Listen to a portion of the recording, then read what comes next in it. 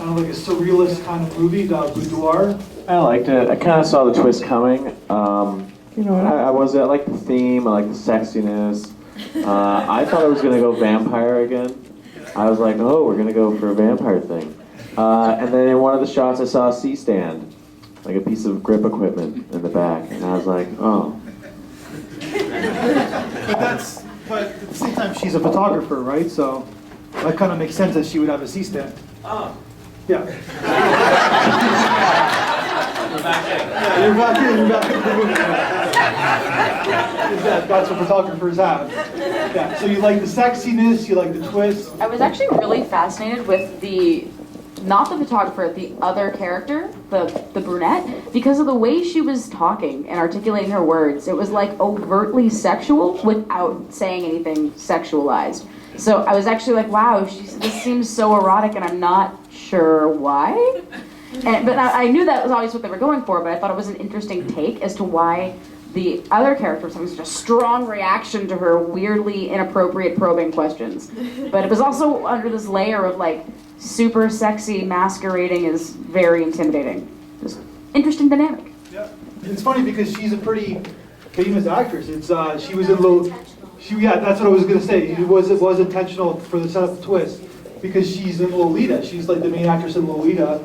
And so I think there's a tone-wise, the setup, the twist, like there's the lady in the second row was saying about why she was saying what she was saying. At first I was a little confused by the discrepancy of the performances because the blonde was a pretty natural actor and the brunette, again, was her acting at first seemed like it was not successful. And I think that it seemed sexy because she seemed like an 18-year-old in a porno sort of acting caliber. But then when when the twist happened, you find, okay, she's not a real person or whatever, then the bad acting sort of made sense, and it made me not dislike the bad acting like I had initially. Does that make sense?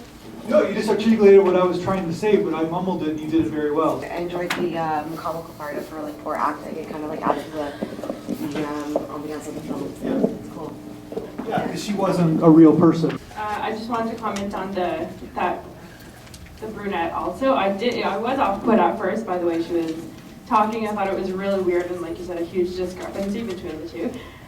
But then I think it lent itself to what I thought that was the scariest moment of all of them, and that was when she was when the blonde girl was cowering and the brunette was walking towards her, and she had like just a really creepy gait, and then with also the pictures, the flashes of pictures of her being really creepy. I thought that was the scariest moment through the whole thing, and I think it's because she was speaking in such like a cheesy way, but all of a sudden she's super scary and creepy.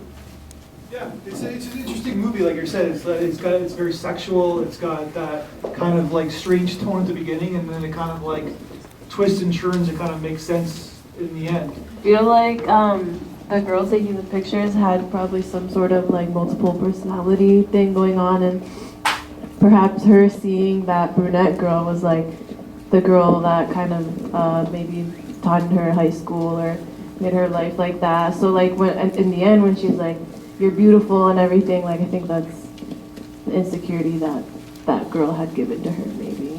Yeah, and so it's like a bully from the past or somebody like that. I kind of felt like it would have benefited if they had framed it a little bit longer at the beginning to kind of then transition into something creepy, because kind of entering into it was already a little bit unsettling.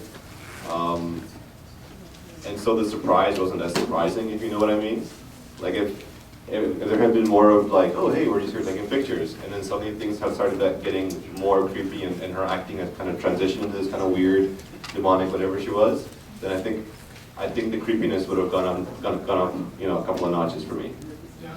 So yeah, like I said, it's a very unique tone to the beginning of this film because you're wondering what is going on here. This, you know what I mean? Like we're in this one room, and all of a sudden, yeah, like it does kind of piece together near the end.